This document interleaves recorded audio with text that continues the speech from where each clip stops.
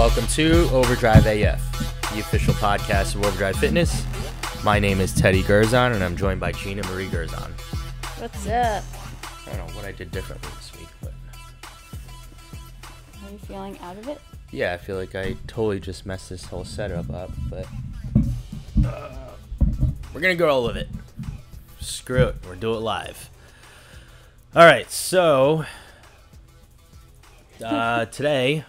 we want to talk about, the importance of strength training for women, especially for women, right? I mean, like, it's not hard to get a guy to lift, so they can have, like, one negative experience with hitting on a chick, and the next thing you know, they're in the gym for the rest of their lives, right? So, however, women, getting them to lift has been pretty much taboo for a long time, but I'd say in the past decade, we've been starting to see more women get into actual strength training, right? Not just curves.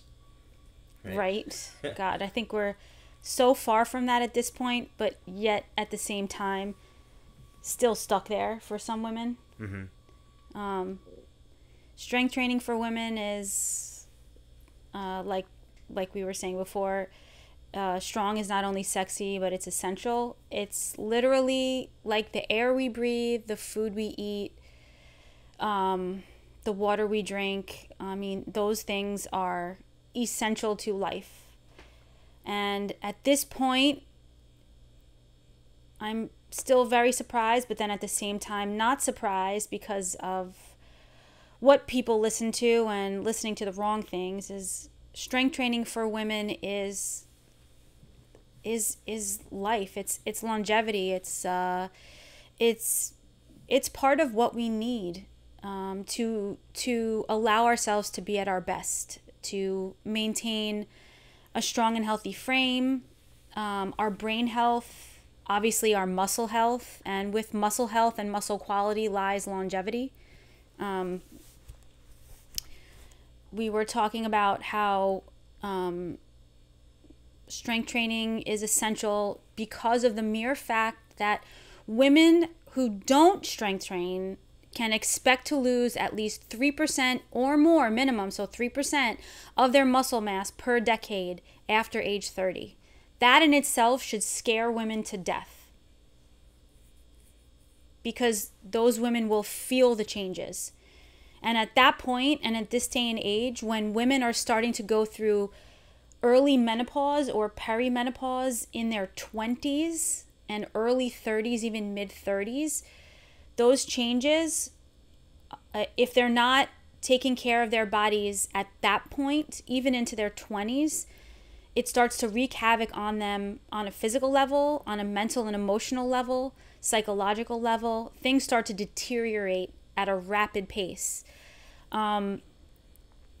And it starts to get worse between ages 50 and 70 and even into the 80s. It takes a nosedive. Strength actually takes a nosedive in women between ages 50 and 70. And at that point, it's not that there's no coming back. There's still a way. Strength training changes everything. But the earlier you get started, the better off you are. If you want a long and healthy, happy life, because strength training does stimulate your brain cells, your neuromuscular system, your mood, and with that, everything tends to kind of reverberate into your atmosphere, all the healthy, positive changes. So just touching upon that, how strength training will prevent that decline, because women lose that 3% or more after age 30. Yeah. Again, that's just scary. It's scary. And if you do the math, I mean, let's just say, just for example, a woman, age 30, weighs 120 pounds with 30% body weight. 30% body fat. Body fat, yeah. Right? That means her LBM, her lean body mass, would be about 84 pounds. Okay? Because that's the other half of the equation, right? Let's say she lost that 3% by the age of 40. Her muscle mass is down now down to 81.5 pounds, right? You lose another 3% by the age of 50. You're now down to 79 pounds. And then by the age of 60, you're down to 76. Right? So, I'm sorry. By the age of 40, you're 81 and a half. Yep. And then 50, 79, 60, 76. Right? So, you're talking about you're slowly losing 5 pounds of muscle. I mean, and just 5 pounds overall. Like, if you were to not gain anything and like gain any muscle, you're just losing 5 pounds. Let's say your fat stayed exactly the same. You're down 5 pounds just from that. Now we know that that's not gonna. You're not only gonna lose muscle and fat stays exactly the same. Like someone's going to. Well, the ratios, your ratios have now changed. Mm-hmm. Have now been compromised. Exactly. Not only changed, they've been compromised. And that's to say that that woman or those women haven't had a fall within that time frame, haven't broken a bone within that time frame, haven't had some sort of a soft tissue injury within that time frame. And at that point, those women are perimenopausal or menopausal, postmenopausal, something. They're in that frame somewhere. And at that point, things degrade and continuously degrade. That means they go down. So they're not getting any better. Right? This is like huge alarms going off in my head. Very scary for these women. So I think just that in itself should bring people to overdrive ASAP. Yes. Absolutely. I mean, we can. I'm almost like speechless as to what to say on this topic because there's so much to talk about. But I'd like to stay on course with what we have. Yeah, I mean, we can go. So our second bullet point, strength training improves your endurance performance. So now, endurance athletes naturally slow down as they get older, and that has a lot to do with their fiber type. Right, fiber types. Muscles aren't contracting as quickly and as powerfully as they used to. Women are so used to getting outside and running, going to Orange Theory, getting on a spin bike and taking a spin class, and that's all they do. Running 5 miles outside, 6 miles, 10 miles outside. Does not matter, and the research proves this, it's all in the data. No matter how much aerobic activity you do, this will not change, this will not add onto your frame in regards to muscle mass. It does not promote muscle mass. Yeah, I mean, running and walking and, you know, on the spin bike, it's weight bearing in a sense, but it's not strength training. It's not moving heavy weight, being powerful, being explosive. It's not using the same muscle fiber types. So this slowing down and this slowing of the contraction of the muscles that tends to happen as women get older, it's all preventable, it's all fixable with strength training. And the benefits are nearly immediate. So women naturally have different ratios of fiber types to men. I mean, physiologically, we're very, very different, and it goes so deep. But just that in itself, again, second bullet point, and again, huge in it, very important, is that we should be strength training. It helps us with our endurance. It helps us be more powerful. It helps us last through these more endurance type activities. So in turn also helps us with our connective tissue, our tendons and our ligaments. Wouldn't you agree, Teddy? Absolutely. I mean, besides the fact that I have to say, our female athletes are beasts. That when they come into the gym, and Teddy can attest for this too, and these are high school and college athletes. We get younger athletes as well from 8 years old and up. But the resiliency for women and even for girls under 18 and over 18, their mental capacity, their will to to want to do more and want to be better and want to be stronger when they're here is it's beyond what the boys can do sometimes. I think the boys either hold themselves back. It's just a different mental capacity. It's just different. So if we start them earlier, the better. However, again, just like I had said to you, it's preventable. It's also fixable. And the results are just about immediate. You start to see that within the first several sessions of your strength work. So, it's all there. Yeah. I mean, we need to strength train to improve different areas of our performance. The benefits are immediate, especially if you're not doing it at all, let alone doing it properly. Mm-hmm. Right? So going back to like we've given examples of strength training, like true strength training, numerous times before. And this is not lifting the heavy weights for 1,000,000 reps. No, that's not strength training. Yeah. I'm sorry. What you're doing in Orange Theory, and the PhDs will talk about this too,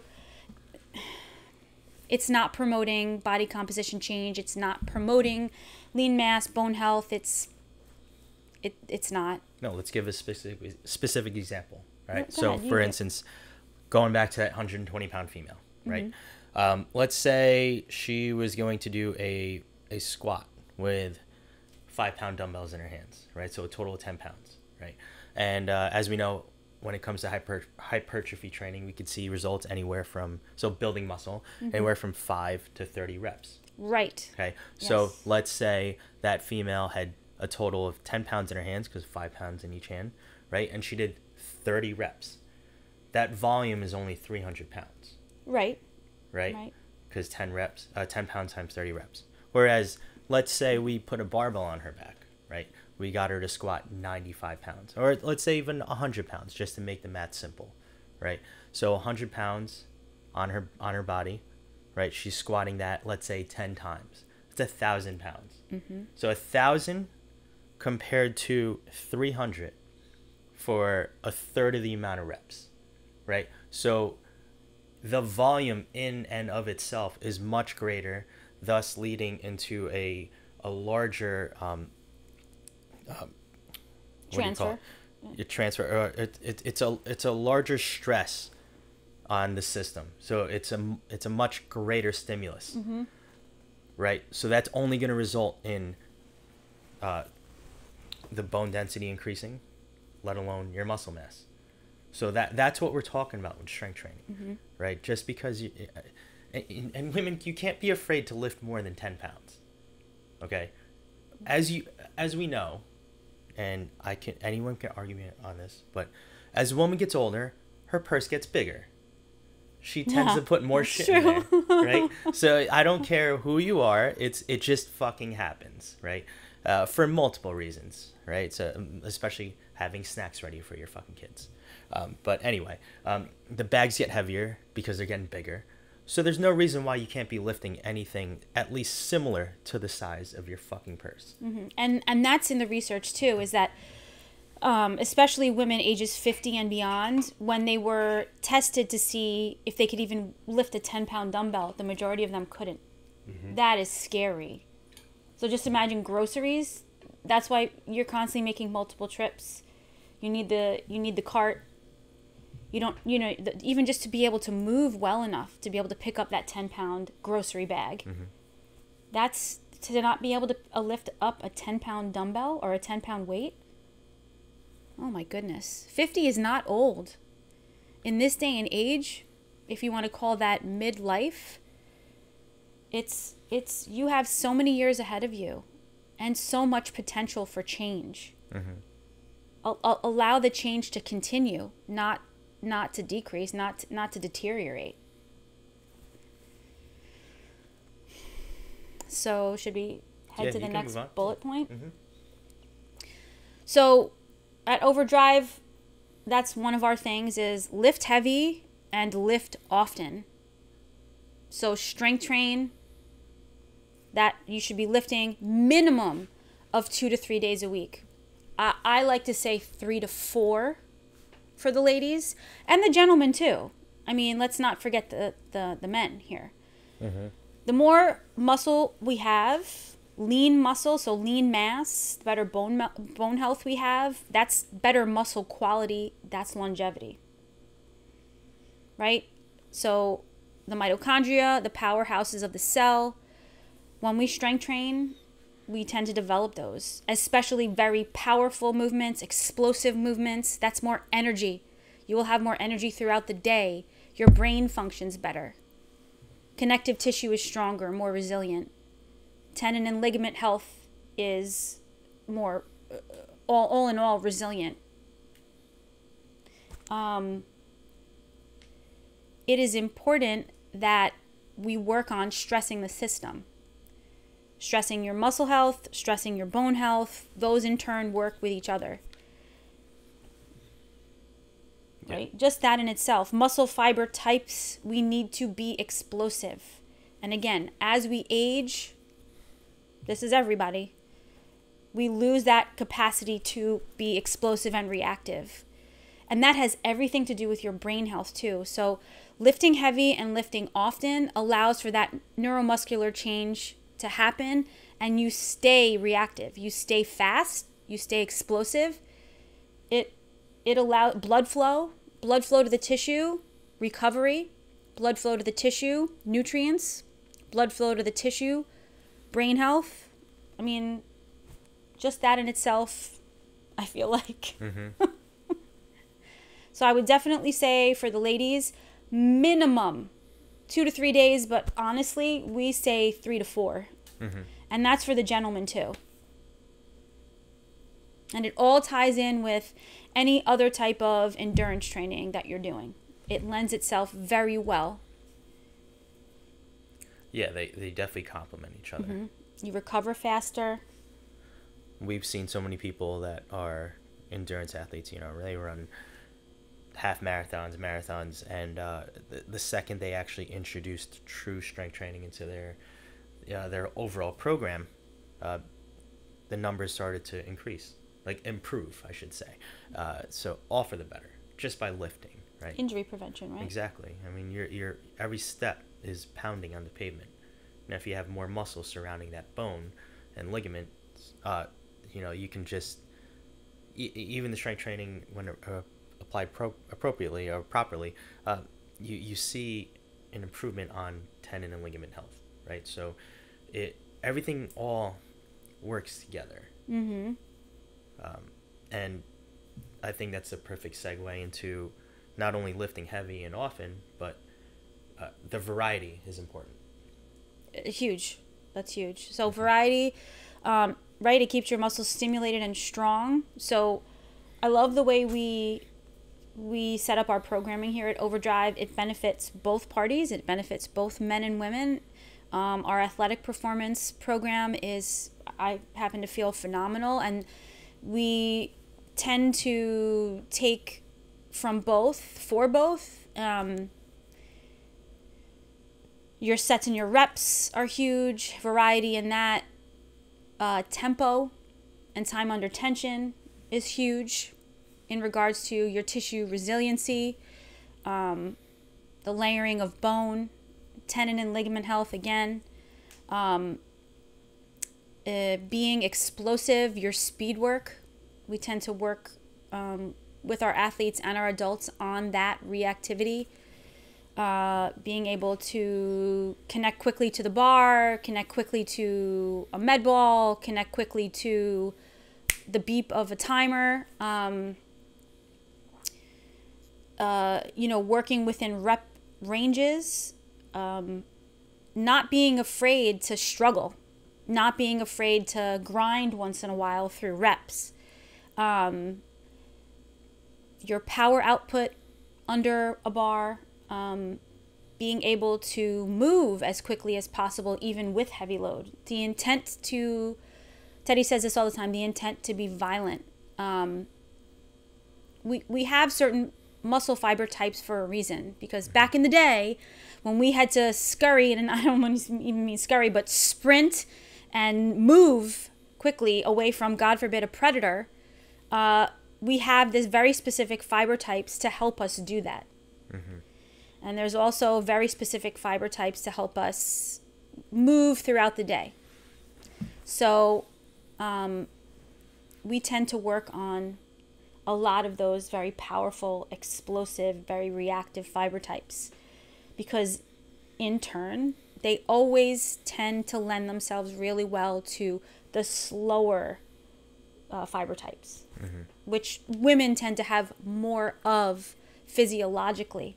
All the more reason that we need to continue to lift heavy and lift often, changing up our programming. Again, I love what we do here. Always thinking about the men and the women, and how to keep things not only fresh, but purposeful, and making them feel like they've really accomplished something when they're here. And it's, right, more is not always better, ladies. You know, you constantly feeling like you've taken a crash course in kill yourself now. You should feel good when you leave your session. You should feel like you've accomplished something. You should feel like you've really you really put yourself out there and feel, in a sense, refreshed, like how do I say, dominated. You shouldn't feel like you've killed yourself and you have nothing left for the day, right? We should feel good. I mean, our sessions are 45 minutes. We get a lot done in that 45 minutes, and we move. Everybody moves. Everybody's intentional when they get here. They're purposeful when they get here, and that should be your mind frame when you come into a session. Every day is a little bit different here, so we hit different markers on purpose. You should always be changing up your routine, in a sense, right? Absolutely. And really, like, polarizing your training. High intensity and low intensity. You know, you shouldn't be killing yourself all day, every day. That's the antithesis of what we preach. Yeah. Because you will crash. Yeah, so like, you know, you always want to apply enough stress so that there is some sort of adaptation. But going back to that, like you had just said, you don't have to kill yourself every single session, right? There's a time and a place for everything, and that's where the variety, in a sense, also comes into play, right? So it's not variety in the sake of, like, you're gonna do a million different modalities with no purpose in sight, you know. So, for instance, probably one of the reasons why we refuse to join ClassPass, right? It's because people that do that, they'll be like, oh, I'm going to do Pilates today, and then I'm going to do TRX, and then I'm going to go to this gym and just do yoga, and then I'm going to do Pilates, and then I'm going to do Orange Theory, or whatever gyms are a part of that. And you keep taking from random things with no purpose, then, you know, you're going to get random results, right? So and like we always go back to saying, more is not better. What is the quality of your movement? And again, too, when we talk about lifting heavy and lifting often and variety, is what do your movements look like? Just, you know, what do I want to say? As many reps as possible in 30 seconds of barbell push press, or, you know, I don't know, like, you know, down until you have a sweat angel on the floor. As many back squats as possible. No, it's about the quality of your movement. Form always breaks down when the load is heavy enough. The quality needs to stay the same. So you're working on picture perfect reps. Doesn't mean you're not stressing the system. Doesn't mean that you're not allowing your body to adapt by stressing the system. Work on the quality of your movement within that variety of training, that variety of sets and reps and tempo and time under tension and rest periods and all these other things that we could throw at you. But there's always a purpose. Don't just take 4 different classes in a row thinking that, oh, I'm going to get the best bang for my buck.